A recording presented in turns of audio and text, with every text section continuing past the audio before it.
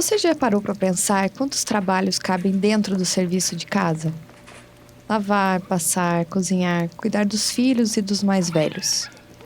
Essas e outras funções do lar exigem muitas vezes mais conhecimento do que se pode obter em qualquer curso.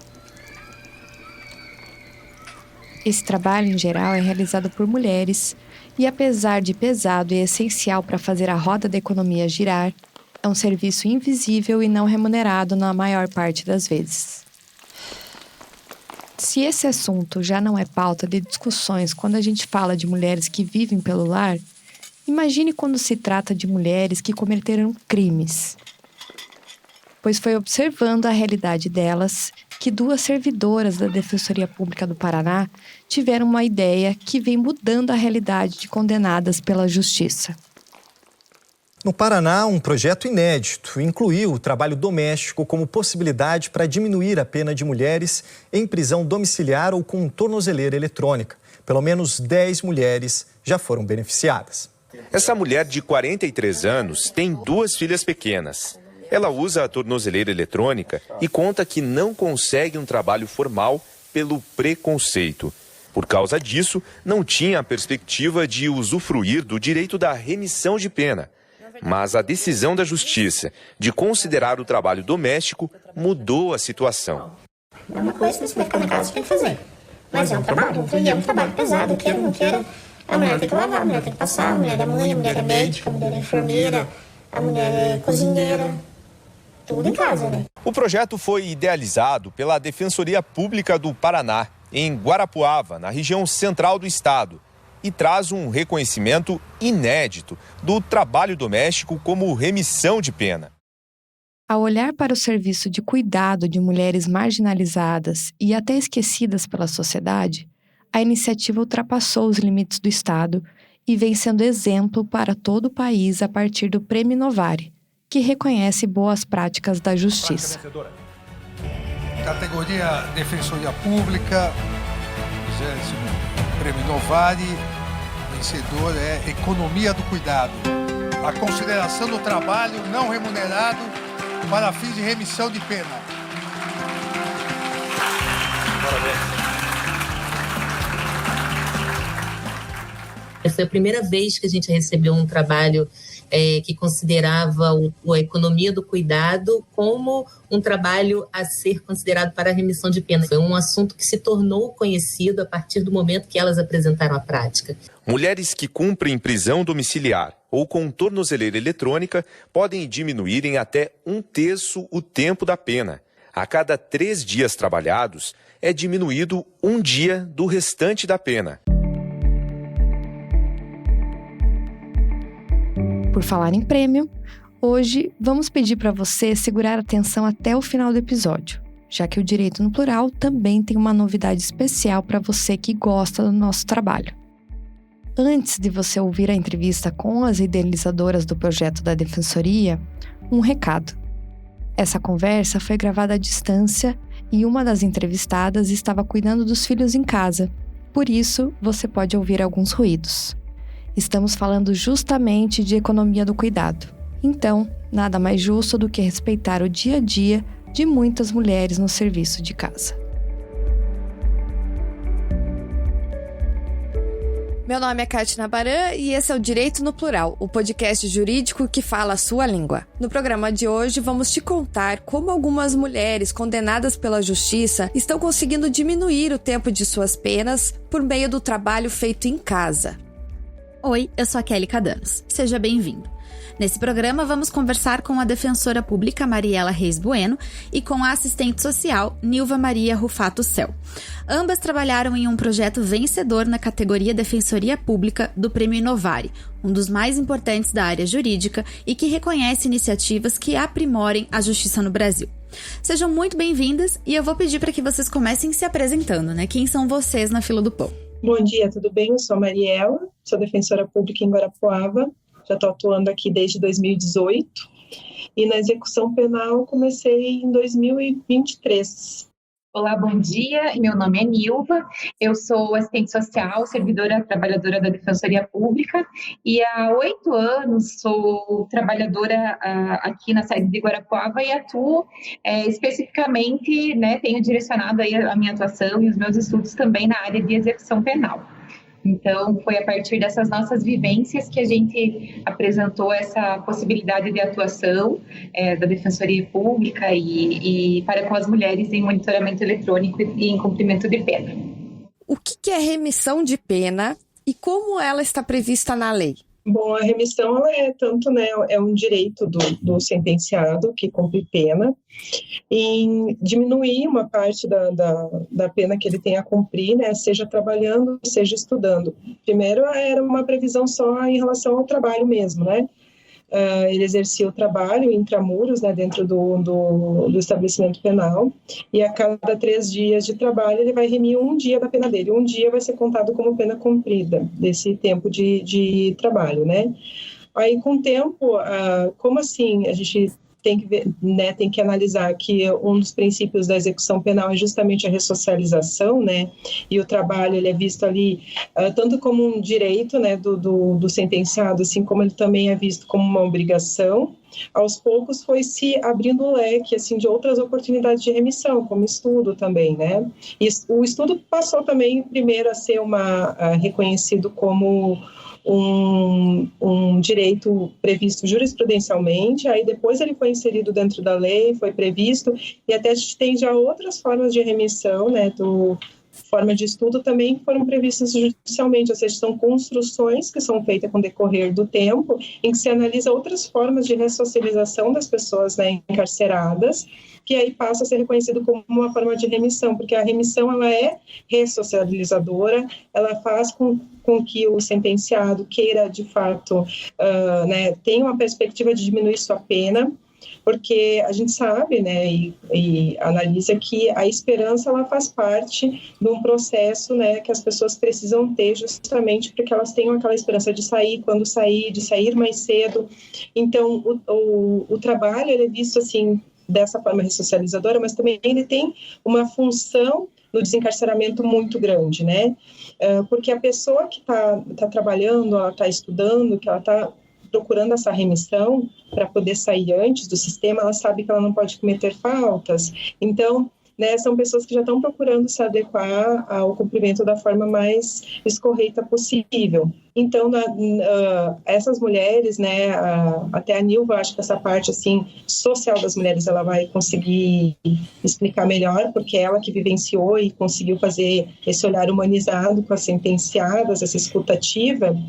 As mulheres acabavam que, dentro do sistema, elas não tinham possibilidade de remissão, porque geralmente, pelo menos aqui onde eu atuo, vou falar da vivência aqui em Guarapuava, a unidade em que elas ficam, né, encarceradas, é a unidade que não tem possibilidade de remissão, não consegue se firmar convênios, e então elas ficam lá ociosas, assim, com a pena inteira para cumprir, porque elas não conseguem fazer nenhuma forma de remissão. Então, com isso que surgiu, né, essa ideia, através dessa escuta ativa da Nilva, né, com elas, dessa ausência de possibilidade de remissão, e também quando elas saem com a tornozeleira eletrônica, né, que como a gente não tem aqui o semiaberto, nosso sistema semiaberto, acaba sendo o que se chama de semiaberto harmonizado, elas saem com a tornozeleira. Mesma coisa as mulheres no domiciliar também, né, prisão domiciliar. Como elas estão ali com o estigma da própria prisão, não existe muitos convênios para elas, né, para inserir elas no mercado de trabalho. Elas estão utilizando um aparelho de monitoração eletrônico que por si só já faz com que elas não consigam adentrar no mercado de trabalho formal. Tem outros atravessamentos em relação a essas mulheres também, por exemplo, são mulheres que geralmente têm filhos ou são cuidadoras de outras pessoas. Então, a gente conhece bem, né, a realidade do nosso país. Então, essas mulheres têm filhos, não conseguem uma creche que consiga um CMEI, né, que tem um horário até o horário que elas vão deixar o trabalho, então elas não têm com quem deixar esses filhos, não têm rede de proteção, são mãe solo. Então, a dificuldade de adentrar no mercado de trabalho é imensa, é praticamente zero para elas a possibilidade. Então, como o trabalho doméstico é um trabalho, então a gente começou a trabalhar esse reconhecimento. Então, elas, a cada 3 dias de trabalho também, dentro deste convênio, né, que foi firmado com o DEPEN, com o Judiciário, com o Ministério Público.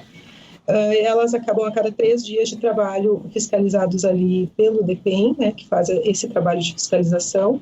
Elas têm um dia da pena delas remido, que seria um dia contado como pena efetivamente cumprida, né?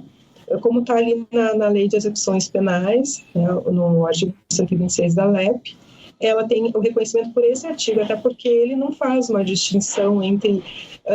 ele não tem pré-requisitos. O artigo fala só que a cada 3 dias de trabalho a pessoa vai ter um dia remido. Os requisitos foram sendo estabelecidos posteriormente, assim, né? Por isso mesmo é que não tem, assim, entraves jurídicos para ser aceito o trabalho doméstico enquanto trabalho.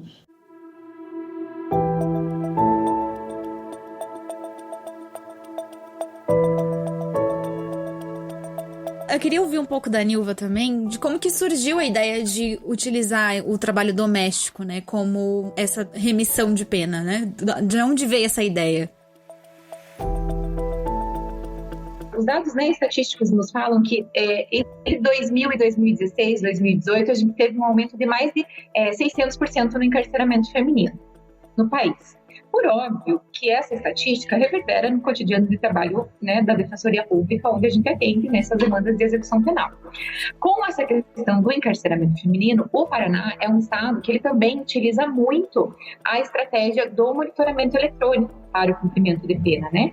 Seja para o cumprimento nos regimes semiaberto, né, utilizando o semiaberto, mas com a fiscalização do monitoramento eletrônico, e seja para a prisão domiciliar, em especial das mulheres, né, que muitas acabam tendo acesso a esse direito da prisão domiciliar por terem filhos menores de 12 anos, pessoas adoecidas pelas quais elas eram responsáveis, enfim.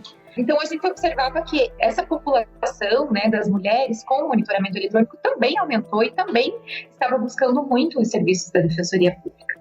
E nós, enquanto serviço social, né, assistente social e também trabalhador da Defensoria Pública, nós temos que fazer o atendimento, é uma prerrogativa da nossa instituição e da minha profissão também, fazer esse atendimento de maneira humanizada e trazendo essa análise interseccional para quando a gente vai fazer cada atendimento que vamos fazer. Então, o que acontecia era isso, né? Essas monitoradas chegavam para a Defensoria Pública e, né, vez ou outra, encaminhadas para o Serviço Social para que a gente pudesse auxiliar, levando para o Judiciário, né, para dentro dos processos, essas histórias de vida dessas mulheres, né, colocando o porquê que, eventualmente, elas estavam com dificuldades no cumprimento daquele tipo de requisito que era colocado da tornozeleira eletrônica. E aí nós começamos a perceber que elas nos traziam também essas queixas de que elas não conseguiam acessar possibilidades de remissão de pena. E para além do estigma do próprio uso da tornozeleira em si, observamos que tinha um marcador de desigualdade muito forte nessas mulheres, que era pela condição de elas serem mulheres. Por quê? Porque ela geralmente era a única ou principal responsável pelo cuidado da casa, pelo cuidado dos filhos, pela gestão doméstica, ou seja, por todo o trabalho exercido na economia do cuidado. Isso fazia com que ela não tivesse possibilidade de acessar, por exemplo, uma educação formal, né, através da educação do EJA, geralmente, né, de jovens e adultos. Não conseguia se inserir no mercado de trabalho porque não tinha uma rede de apoio, né, para apoio com seus filhos, ou ela mesma já era rede de apoio de outra mulher. Tem todo um movimento social, legislativo, político, que busca, pelo reconhecimento desse trabalho exercido na economia do cuidado. Aí a gente começa a fazer o questionamento para o jurídico da Defensoria Pública, se a gente também não poderia começar a pautar esse trabalho exercido na economia do cuidado pelas mulheres para fim de remissão de pena. Porque o que acontece, né? Se elas não conseguem remir pena, elas ficam cada vez mais tempo, digamos assim, à mercê da justiça e com cada vez mais possibilidades de retornar para um regime fechado, por exemplo. Haja vista também que elas sempre apresentavam os eventuais descumprimentos, monitoramento eletrônico, porque tinha que levar o filho para um posto de saúde, tinha que levar e buscar da escola, né? Então, essa iminência que elas ficavam também de sempre estar com esse receio de voltar para o fechado, isso também, né, é um complicador que a gente tem que observar, né, nas histórias de vida delas. E o que eu acho interessante também pontuar é que a partir dessa atuação, desse olhar, a Defensoria Pública começou a correr, digamos assim, em dois caminhos paralelos, o que foi muito interessante. Nós desenvolvemos, então, essa tese jurídica, né, que é uma tese jurídica que até então não tinha no país. A nossa escola da Defensoria Pública fez um estudo onde identificou que até então realmente não tinha nenhum pedido nesse sentido. Então, e que era viável, né? Aí a doutora Mariela também trouxe todo o conhecimento e argumentação dela. Nós conseguimos fazer essa tese jurídica, né? Que também a gente percebe que está tendo o reconhecimento e o interesse de outras 6, 7, 8 defensorias do país para também começar a aplicar nos seus estados, né? E aqui em Guarapuava, assim, de maneira muito sensível e dialogada com os atores sociais que a gente, né, que tem envolvidos na área da execução penal, a gente conseguiu transformar e materializar essa tese através desse projeto, que aí com a parceria de todos os envolvidos, né, sensibilizando e trazendo dados empíricos, assim, mostrando, falando, olha, as nossas mulheres em monitoramento eletrônico não estão tendo acesso à remissão de pena. A gente fez um estudo de um levantamento de 25 processos que o Serviço Social atendeu, assim, num período de um ano, né, anterior a isso, assim, e quase que 10 mulheres não tinham nenhum dia de pena remida, e já tinham cumprido 1/3, né, quase metade de suas penas. Outras tinham, né, muito poucos, assim, mas a gente teve uma média de 13 dias remidos por ano somente dessas sentenciadas que foi feito o estudo. E é um projeto que já vem trazendo resultados, né? Pelo que eu vi, vocês já conseguiram, da justiça, a remissão de pena de algumas mulheres. Queria saber o impacto disso, quantas pessoas já conseguiram esse benefício e qual era a realidade delas. O último levantamento, assim, de olhar processo a processo que eu fiz, a gente já tinha 10 mulheres, mas isso já foi algumas semanas. A rotina também aqui é muito intensa. A gente não deu conta de ver agora para trazer essas informações, mas a gente acredita que já foram mais, né, Mariela, que tiveram as remissões, né? Essa semana, eu até anotei os nomes para dar uma olhada, se já estava no nosso histórico ali, mas são 16 que já estão cadastradas, né, que são as que estão em prisão domiciliar. Então, eu acho que o caminhar é que para pelo menos essas 16 a gente já consiga, ou já tenha conseguido aí. Mas 10, assim, realmente já tiveram os dias remidos, declarados, né? E a sua maioria, né, dessas mulheres, são esse perfil da mulher brasileira que cumpre pena no país. São mulheres empobrecidas, né, em situação de vulnerabilidade econômica, social, muitas vezes mães solo, né, são as únicas ou principais responsáveis pelos filhos, sem possibilidades de acesso à renda, ou possibilidades muito escassas, muitas delas tendo como único subsídio para a sobrevivência mesmo dos programas de transferência de renda. Então, esse é o contexto, assim, né? Direito no Plural, o podcast jurídico que fala a sua língua.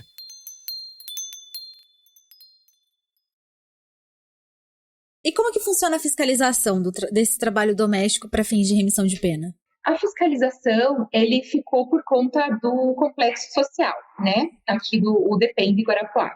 O que a gente conversou, assim, e alinhou é de que fosse feito um atendimento com essas mulheres para entender o contexto que elas estavam inseridas e que era o que a gente já vinha apresentando também.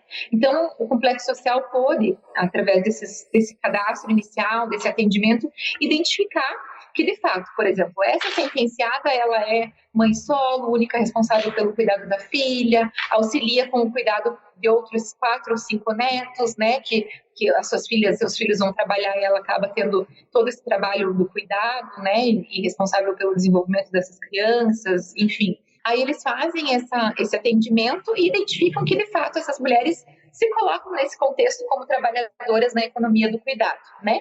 E aí, a partir disso, estabelecem contatos rotineiros com elas também, e a partir desses contatos, não só, o que a gente tem trabalhado muito fortemente também, é que essa fiscalização, digamos assim, seja ressignificada, né? Ela seja também uma possibilidade que o Estado se aproxime dessa mulher, não só como um fiscalizador, né, pelo lado punitivo da fiscalização, mas que possa também mobilizar os outros equipamentos sociais, encaminhamentos para que essas mulheres tenham acesso aí a outros direitos também. Nisso que a Ilva falou é muito importante, né, da ressignificação mesmo dessa fiscalização, porque senão a gente vai estar estendendo o cárcere para dentro da casa das pessoas, né? E isso não deve ser feito, além de essa visão que a gente tem ainda muito comum, né, muito higienista, de um olhar mais burguês sobre a vida dessas pessoas que são atravessadas por tantas formas de exclusão social, né? Mas tem também esse lado positivo, como ela colocou, como a Nilva colocou também, porque a gente consegue dar visibilidade para essas mulheres também, porque elas são muito esquecidas nas políticas públicas, porque justamente pelo estigma do cárcere, pela situação de vulnerabilidade social. Então, a gente consegue também, dentro desse viés, assim, conseguir olhar melhor a vida dessa mulher, encaminhar ela melhor, até porque a gente precisa entender que a pobreza hoje ela é feminina. A maioria das pessoas que estão em situação de vulnerabilidade social e de pobreza extrema são mulheres com filhos. A pobreza é feminina e a pobreza é mãe.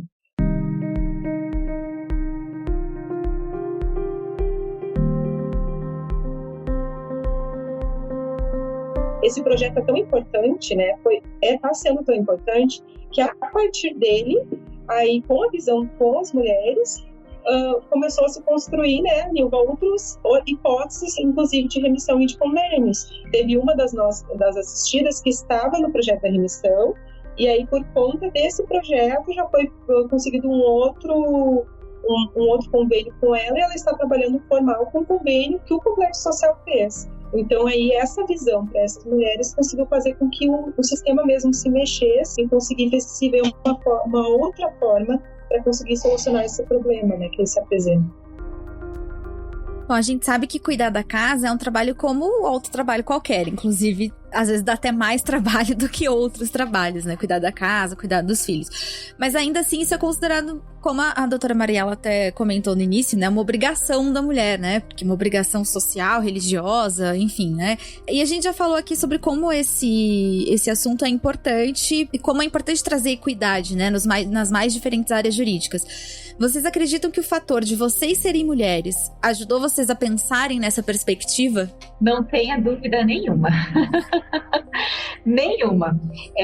Porque somos mães, somos mulheres, somos atravessadas por essa desigualdade de gênero, embora nos encontremos, sim, num lugar de privilégio, né? Que nós temos... não temos outros tantos marcadores de desigualdade social quanto essas mulheres têm, mas sim, a questão de sermos mulheres e de sermos mães, sem dúvida, foi fundamental para que a gente pudesse despertar esse olhar e trazer, né, essa possibilidade de jogar luz mesmo para essa demanda que era nos apresentada no cotidiano. E a gente pode fazer, em cima disso, assim, uma tarde, né, de reflexões assim sobre isso, e sobre como, por exemplo, também essas mulheres não foram e não são olhadas até hoje, não só essas, mas todas as outras que vêm junto com essas que a gente está falando, né? Porque a gente também tem essa dificuldade estrutural de chegar nos espaços de poder, nos espaços de decisão. Tudo isso forma um grande meandro assim de desigualdade de gênero que nós temos no país, né? O Brasil é um país que tem a sua formação histórica e social formada por desigualdades, né? Inclusive a desigualdade de gênero também. Essa semana passada, eu tive presente num encontro, né, de mulheres do Sistema de Justiça do Antígonas, aqui do Tribunal de Justiça do Paraná. Daí eu fiz a oficina, né, ministrei ali a oficina da maternidade, né, desafios da maternidade. Então, todas trouxeram situações envolvendo a maternidade, né, elas trouxeram mais questões institucionais mesmo, né, de preconceitos, piadas que elas ouviram, né? Coisas absurdas assim que aconteceram na carreira delas. Eu estou falando de mulheres novas, mulheres ali nativas, juízas, promotoras, defensoras públicas, enfim, que sofreram diversas exclusões baseadas no gênero, né? E nós estamos falando de pessoas ali naquele contexto que estão esclarecidas, né? Que tem toda uma, né? Já conhecem bem a Constituição, né? Da igualdade de gênero, mas mesmo assim sofrem esse tipo de preconceito. E aí eu trouxe, né, até para o debate E eu gostaria que ficasse assim, muito para as mulheres isso, né? Porque quando a gente fala, né, eu e a Nilva trouxemos assim, essa questão da possibilidade de remissão para as mulheres encarceradas, a gente fica ali muito no preconceito, né? As pessoas são muito presas no preconceito. Mas são mulheres que cometeram crimes, são mulheres que, né, praticaram crimes. Mas isso é um passo que se dá em prol de todas nós mulheres. A gente precisa reconhecer o trabalho doméstico enquanto trabalho exercido na economia do cuidado para todas as mulheres. Não é uma parcela das mulheres que merecem reconhecimento, são todas. E a gente tem que abraçar isso e estarmos unidas, né, para que consigamos mesmo que todos os nossos direitos sejam reconhecidos. Vamos fazer uma pausa aqui e a gente já volta. Você vai ouvir agora o advogado André Passos contando por que o Instituto Edésio Passos apoia o direito no plural.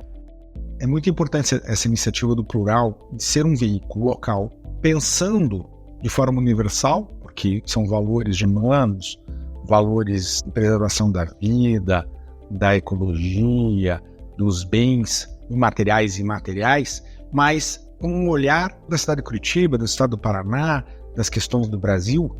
E esse veículo tão importante para nós, que é o plural, agora também tem um olhar sobre o direito.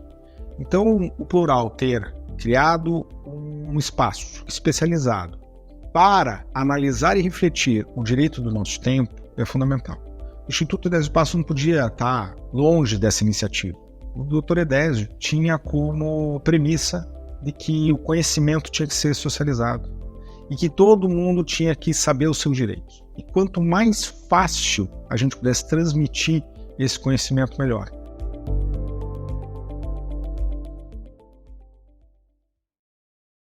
Eu fico pensando se o serviço doméstico fosse remunerado, né? O quanto nós todas estaríamos com talvez um pouco mais de dinheiro no bolso, né? Pelo menos. Esse é um ponto interessante, né, que você trouxe, porque a gente tem essas imagens de controle, né? Então, quando a Nilva trouxe ali, porque elas recebem benefícios de transferência de renda, né? A Nilva trouxe essa palavra, elas recebem. A gente já tem uma política para a economia do cuidado que se chama esses benefícios de transferência de renda para as mulheres que têm filhos, exercem o cuidado dessas pessoas. E a gente tem um estigma muito grande por desconhecer essas políticas, né? Então, as pessoas dizem, essas mulheres fazem filhos só para receber Bolsa Família. Gente, o valor é muito baixo. Quem vai fazer um filho para receber um valor desse, que mal dá para si, entendeu? Quanto mais para uma criança, quanto mais para conseguir manter uma criança, ninguém. Só que esse valor é necessário para essa população que não tem acesso a uma rede de apoio, que não tem acesso a conseguir pagar um cuidador, porque estão em extrema vulnerabilidade social, igual eu falei que eu tive nesse encontro. Todas as mulheres que estavam lá só conseguiam exercer a sua função, isso foi unanimidade entre nós, a gente só consegue exercer nossa função no sistema de justiça, eu como defensora pública, porque eu tenho alguém que trabalha para mim, porque eu tenho uma empregada doméstica. E todas elas outra mulher, diga-se de passagem. Outra mulher trabalhando para si, fazendo a sua reprodução social. E se eu sou uma pessoa em vulnerabilidade social, vamos fazer essa reflexão. Como é que eu trabalho fora, gente? Porque as CMEs municipais não é uma escola particular. A gente tem muito pensamento burguês, né? Porque a minha escola particular, ela trabalha até 6h30. Se eu precisar, eu pago a mais e eu deixo meu filho até 6h30, 7 horas, tá? Que é o horário que termina o sistema de justiça, 7 horas da noite. Se eu não tivesse condições de pagar uma babá, como é que eu ia ser defensora pública? Porque eu tenho que trabalhar até às 7? Onde tem uma escola que trabalha até às 7? Não tem nenhuma. E outra, né? Quando a criança vai para o ensino fundamental, não existe ensino integral em todas as escolas. Como é que essa mulher trabalha durante a manhã? Ela não trabalha? E o mais engraçado é que essas mulheres pobres, aí que tá, né? Que a gente tem que mudar a mentalidade. O que acontece com uma mulher em vulnerabilidade social? Ela é sozinha, mãe solo, não tem rede de apoio. Aí ela tem a filha dela no primeiro ano do ensino fundamental que não tem aula pela manhã. E ela tem que trabalhar para comer. Ela deixa essa criança sozinha em casa pela manhã, o que vocês acham que vai acontecer com a filha dela? Às vezes cuidando de outras crianças também. Cuidando de outras crianças. E o que vai acontecer com essa mãe? Vocês sabem o que vai acontecer? Esses filhos vão ser acolhidos institucionalmente, ela vai perder os filhos dela. Então, por isso que eu digo que a pobreza é feminina. Porque a gente está obrigando essas mulheres a irem para a pobreza. porque elas não podem deixar os filhos sozinhos, o conselho tutelar vai lá bater na casa delas, vai dar uma advertência, vai dar uma multa para essa mulher que ela nem tem condições de pagar e vai obrigar ela a sair do emprego dela. Porque quem consegue um emprego de meio turno até as 5h30 da tarde, gente? Isso é irreal achar que a mulher tem a mesma condição de acessar o mercado de trabalho com o homem. Não tem a mesma condição. Então, a gente precisa olhar para essa realidade. Precisa olhar Por isso que uma política de economia do cuidado é urgente. Né? É muito urgente, a pandemia nos mostrou isso muito claramente, né? Eu estava trabalhando na área da família e as mulheres estavam desesperadas querendo compartilhar a guarda de uma forma igualitária com o pai, porque elas perderam emprego e perderam renda. Então, né, a gente viu isso na pele, assim, elas perderam totalmente porque não tinha escola, não tinha lugar nenhum para deixar seus filhos, né? Isso é uma realidade de muitas mulheres.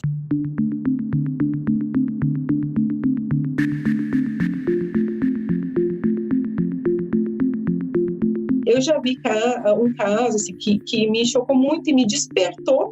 São 2 casos paradigmáticos, né, que fizeram olhar para a economia do cuidado e pautar isso na minha vida, para a minha atuação, né, que é o caso de uma mãe que perdeu a guarda da filha e ela perdeu a filha, ela foi destituída do poder familiar, ela perdeu a sua filha, sendo que ela era uma mãe de 16 anos, mãe sozinha, sem rede de apoio nenhuma, e ela estava trabalhando numa padaria e ela saía às 6h30 da tarde, e a escola termina entre 5 e 5h30, ela começou a pedir para uma vizinha buscar a filha dela, né, uma vizinha, e a vizinha ficava com a criança na casa dela.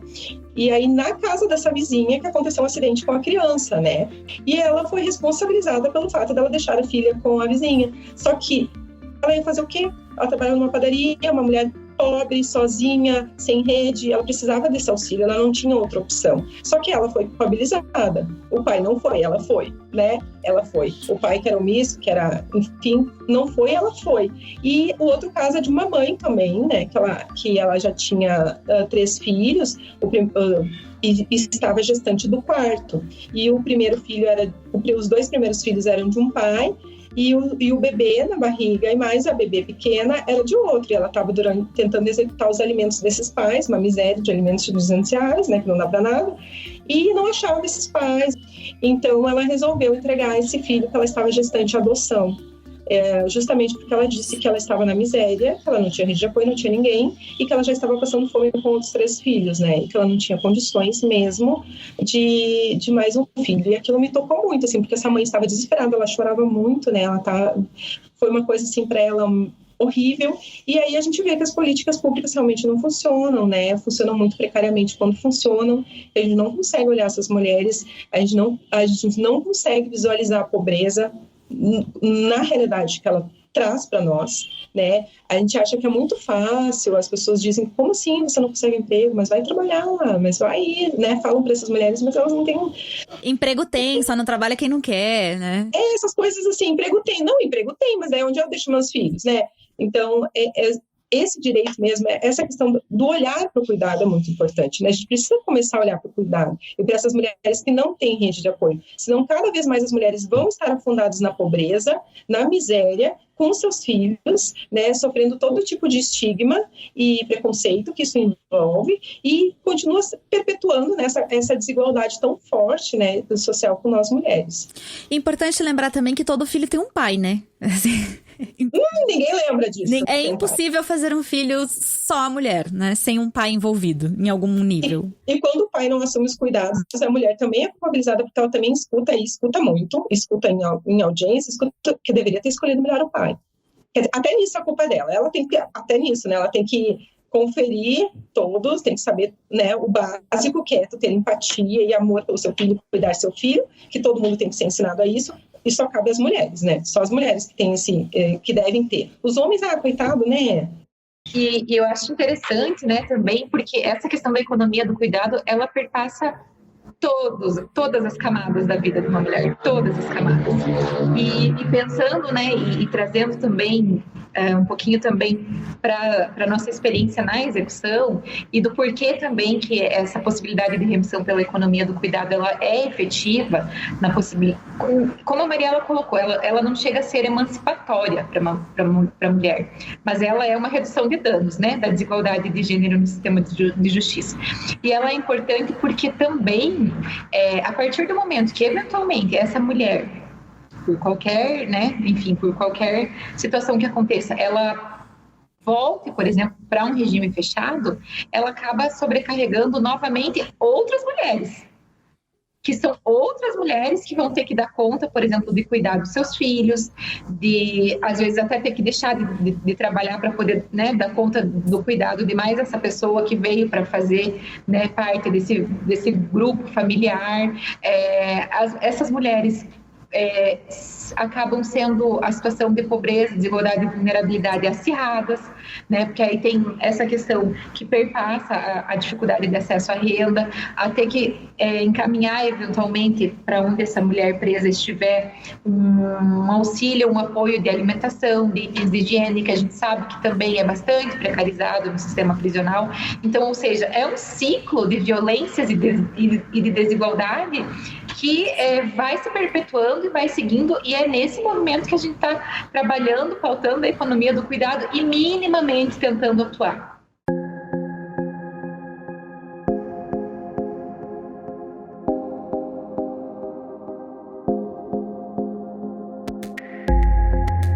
E eu acho que tem uma questão importante que até a doutora Mariela comentou, que é o reconhecimento da economia do cuidado como um trabalho, que é muito importante. E aí, já encaminhando para o final também, eu queria que vocês comentassem sobre a possibilidade disso se tornar uma jurisprudência, um parâmetro nacional, desse projeto avançar de alguma forma, e como vocês têm visto isso.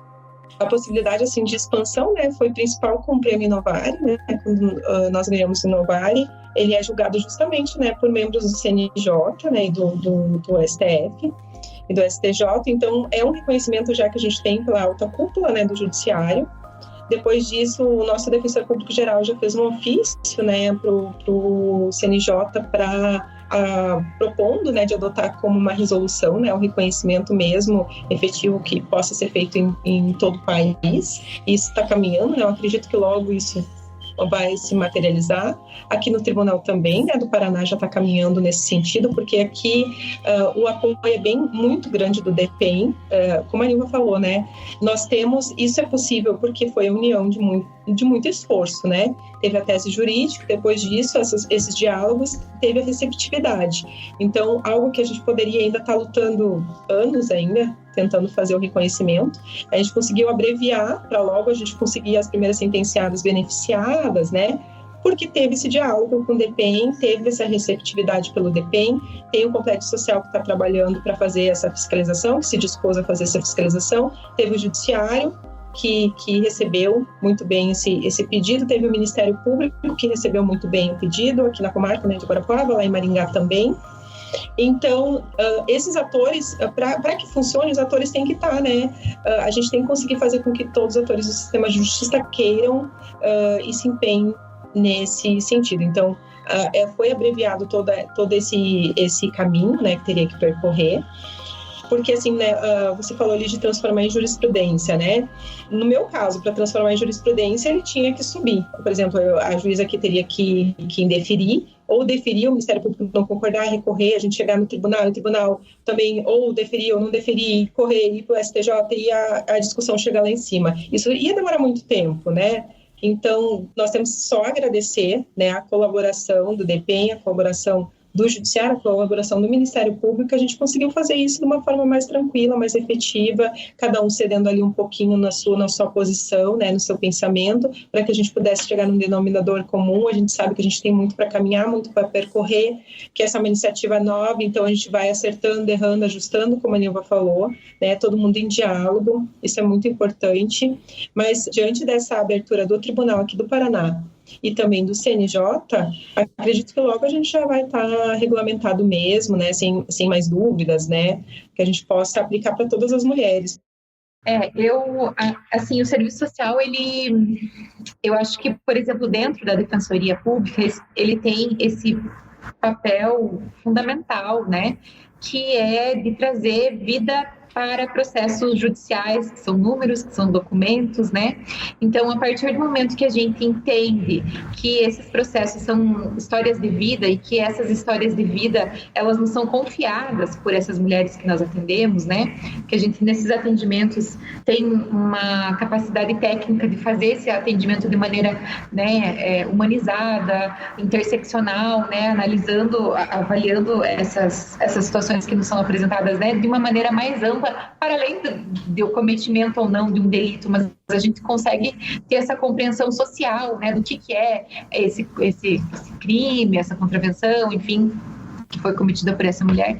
E isso, na verdade, para nós é apenas, infelizmente, mais um atravessador, né? Porque o que a gente consegue compreender são, de fato, as histórias de vida dessas mulheres, das pessoas atendidas aqui, né? E o quanto elas são resistentes também a esse modo de viver que eu considero e entendo que é um modo de viver completamente social, completamente desigual, opressor e, né, enfim, que vem aí moendo, né, subjetividades e possibilidades de vida. Então, quando nós começamos a perceber que, de fato, né, algo que a gente luta há tanto tempo, né, se materializa ali nessa concessão dessas primeiras remissões e que isso vai reverberar numa possibilidade, né, de um direito e de um benefício que essas mulheres acessaram, assim, eu acho que a gente cumpre muito o nosso papel também enquanto defensoria pública, né, que é trazer para o judiciário essa realidade social do que os nossos assistidos e assistidas vivem, né, que é muito distante do sistema judiciário em si, no sentido de que parece estar numa posição, assim, de maior privilégios, elitistas. A gente está sempre fazendo esse questionamento e pautando, né.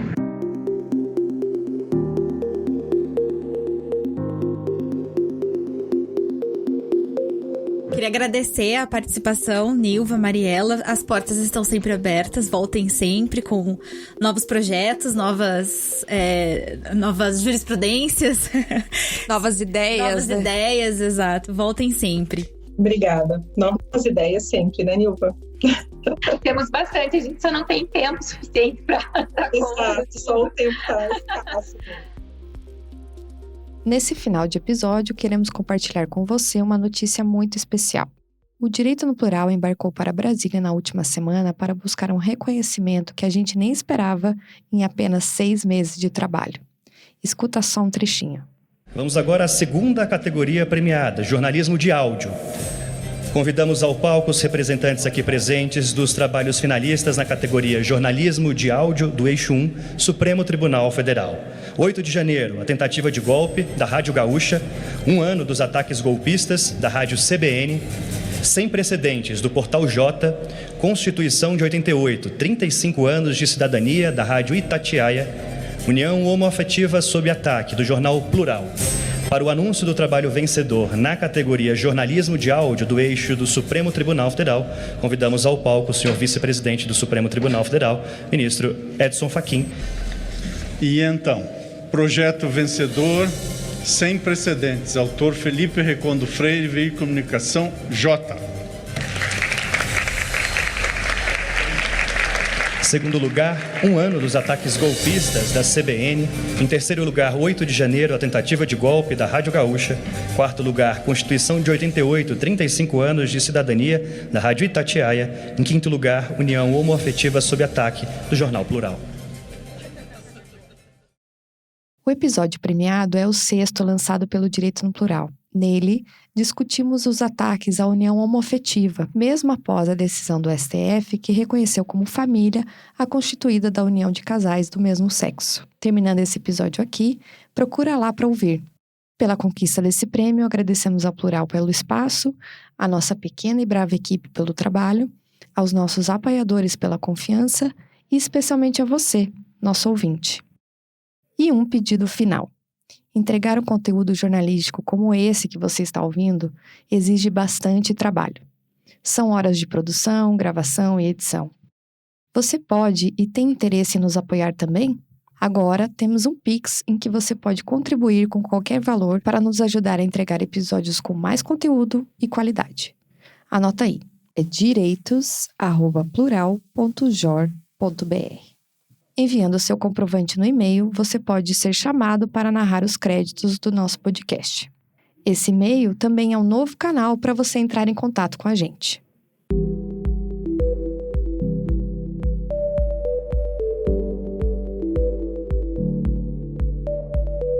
Então a gente termina aqui esse episódio da primeira temporada do Direito no Plural. Obrigada a você que nos acompanhou até aqui. Lá no site e nas redes sociais do Plural, você pode entrar em contato para sugerir novos episódios.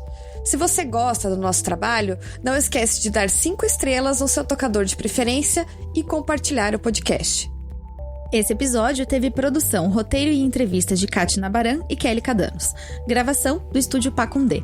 Mixagem, sonorização e edição de Felipe Andretta. Esse episódio usou áudios do Jornal Hoje, da TV Globo e dos canais do Prêmio Inovare e do STJ no YouTube. Até a próxima semana.